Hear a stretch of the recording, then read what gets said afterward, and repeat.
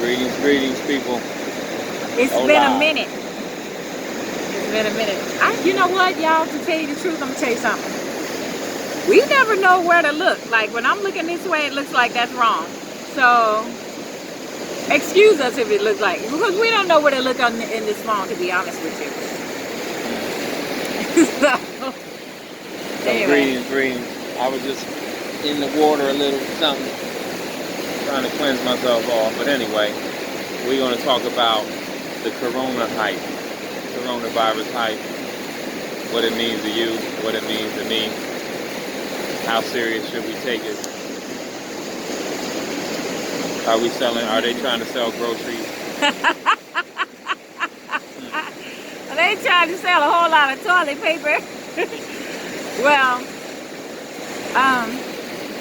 regardless of if it's real, if it's fake, if it's hype, if it's not, I tend to focus on what God is trying to show, like what I need to be learning in this. There are a lot of conspiracy theorists out there. Some might be true. Some of it might not be. I mean, there's so much to it.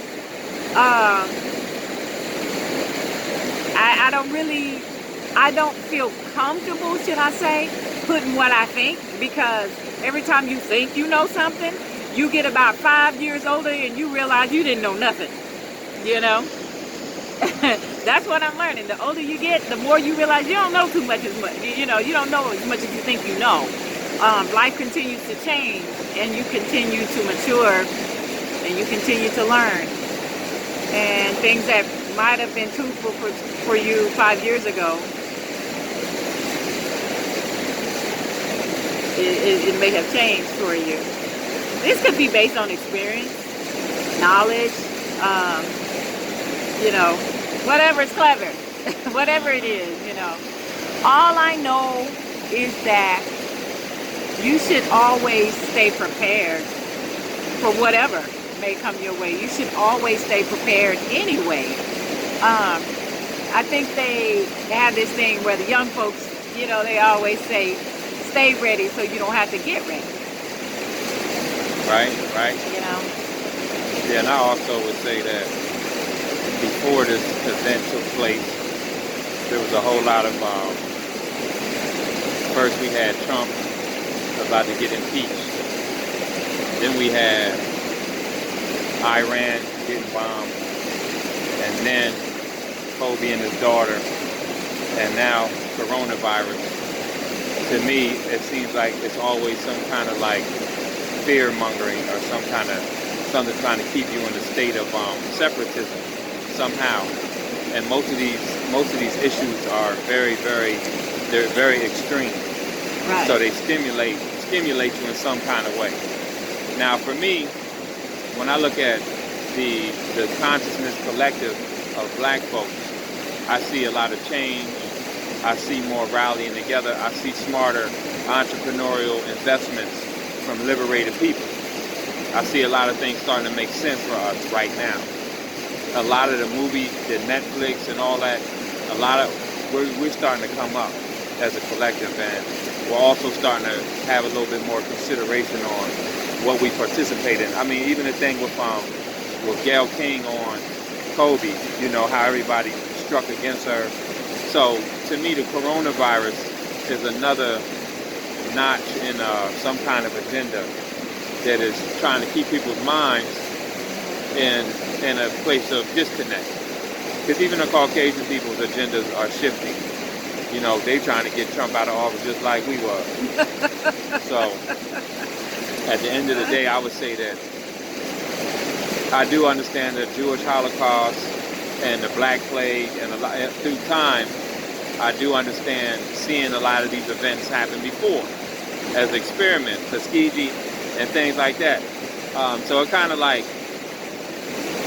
if it gets worse, it's an outbreak that I see it's happened before in history. It's a different kind of outbreak and things like that. And you gotta ask yourself, what's the agenda behind that? Why does someone want to You know, what are you really trying to slow down? What's going on? And if there's agenda, if there is an agenda, because what if there's not? What if this could be just how the world is reacting to foolishness? I mean, we put so much in the environment. What if this could be, the world just trying to align itself back up? You know how your body will give yourself a fever to kill off a bacteria or whatever that's in your body? Your body tends to do that to try to fight. So how do we know the world's not doing that? There's so many thoughts. But I think what you're saying is very valid, because you can't trust people anymore. Like, just look at the agenda. It's the agenda. Whenever the construct that holds this thing together, the codes, the ordinances, the laws, when that construct, the ideal of democracy or whatever that is being threatened, where it's okay for you to be an entrepreneur, but a Nipsey Hussle was a different kind of entrepreneur, because he had a FU mentality, but he was still getting the money and utilizing the system the same way. Ultimately, he ends up dead, which you can trace back in history, and you can see a lot of that happening. And like what she was saying too is natural selection. Nature could be eliminating a predator or someone who's feeding too much, the same way, certain animals that feed too much, they get eliminated by certain things. It could be natural selection. But for me, I always look at where was my mindset at before this happened? What was I trying to do? Where was my dreams at? What was I aspiring to be? And whenever I see that derailed, I understand that there's an agenda, because black folks, we always been under some kind of attack, some kind of something, from slavery to, civil rights movements, to Mike Brown, to Trayvon, getting shot. We're always under some form of attack that keeps us derailed. But I feel like that, we're making a lot of strong, powerful moves. And which makes me ask, you use the word derail. That's a very interesting choice of words.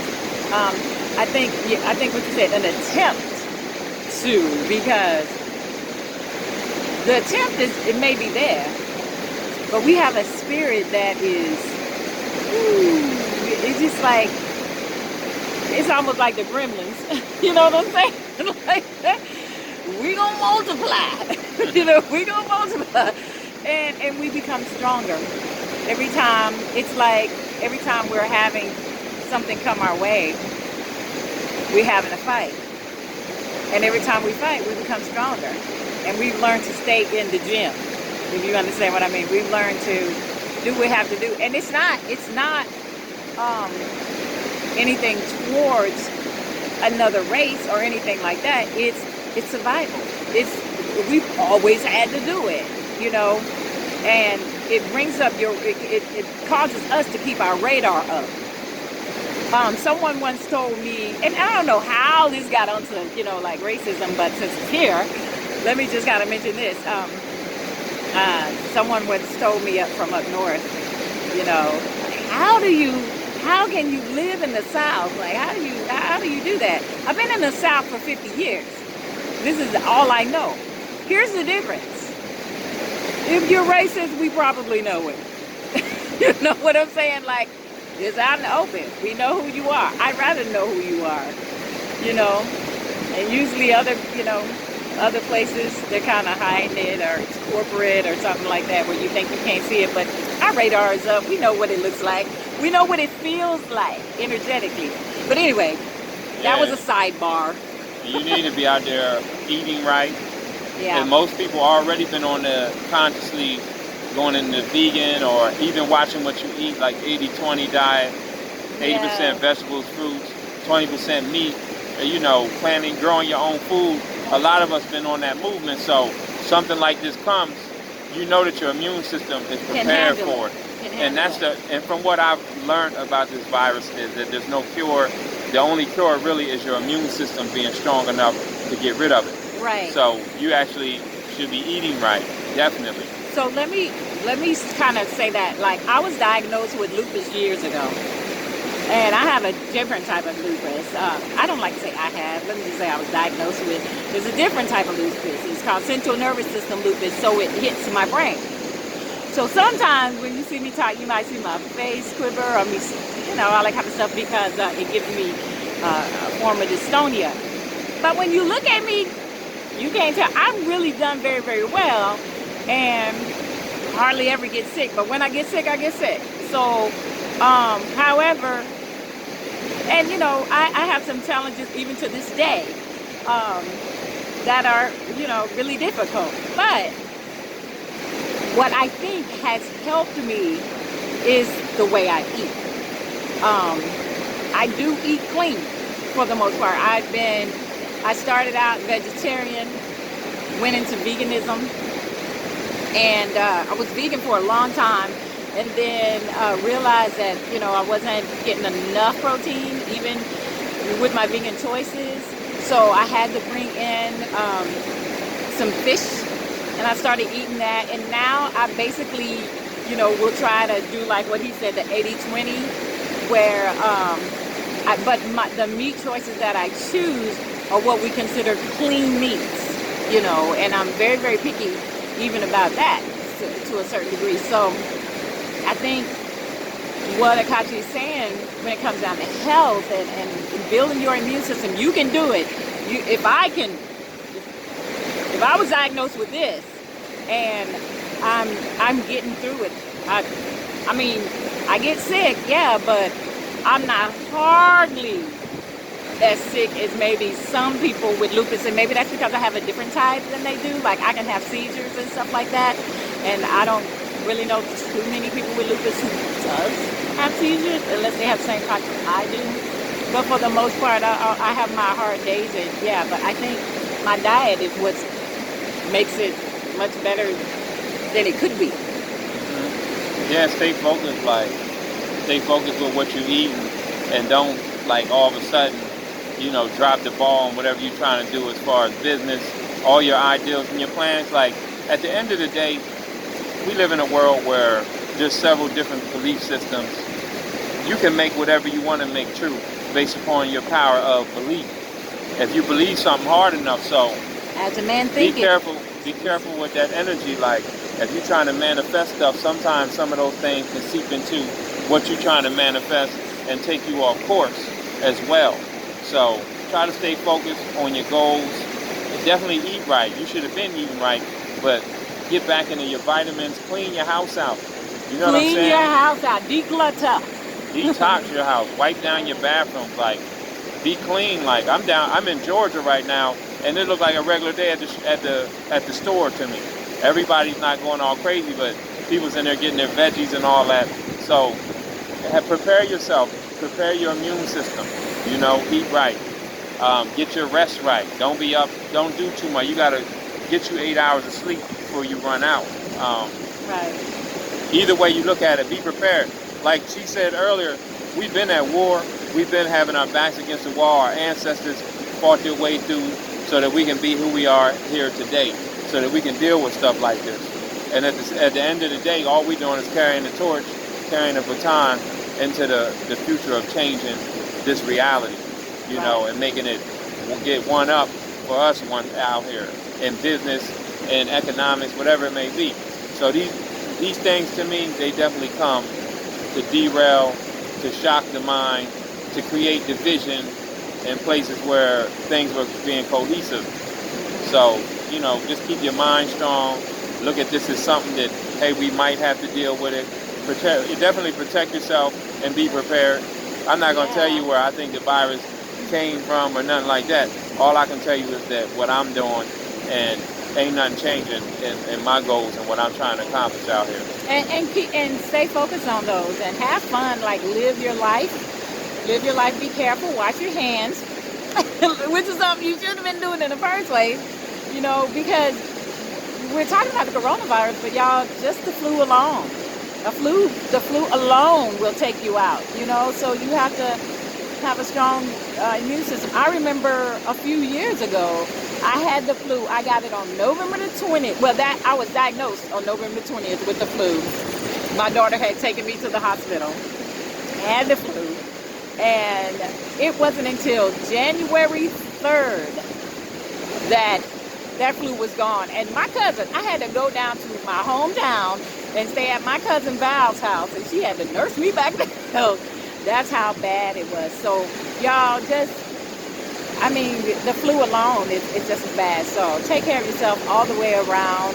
Eat healthy. Get your body moving. Try to keep your body moving as much as possible. Give yourself at the very least, 30 minutes of constant movement. Even if you are doing jumping jacks in your house, whatever you need to do, or turn on your favorite music, whatever your favorite music is, and get to dancing to that for 30 minutes.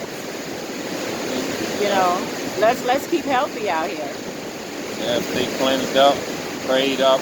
Definitely prayed up. Like, and another thing, that coming out into nature and understanding that, you know, nature is what helps fight these things, you know. I can't tell you how many times I've been warned to cleanse myself way before coronavirus came out. I can't tell you how I started buying oranges and how I started looking at vitamin C and started eating differently as far as like an emergency. I started changing what I was eating. Before we even knew it, because we were eating all those oranges. Yeah, so at the end of the day, being aligned with nature and being aligned with God and your ancestors, they prepare you in ways that you don't understand. You know, I had no idea why I had a craving to keep eating, buying big bags of oranges and, you know, building up my immune system. So here it is today. Everybody's in the house right now. Kids is out of school. And we out hiking. But we finna go to the house because it's starting to get cold. Anyway, subscribe to us on YouTube.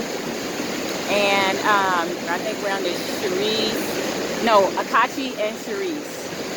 That's what we are on YouTube. So Akachi and Sharice, subscribe. Share the video if you liked it. Comment, let us know what you're thinking and how you feel about this coronavirus. And if you guys want us to continue doing these videos, you know, if y'all like them, we'll keep giving them to you. You know, just let us know. All right? All right. Peace and love. He says, mwah. Get out in nature. I can't make the thing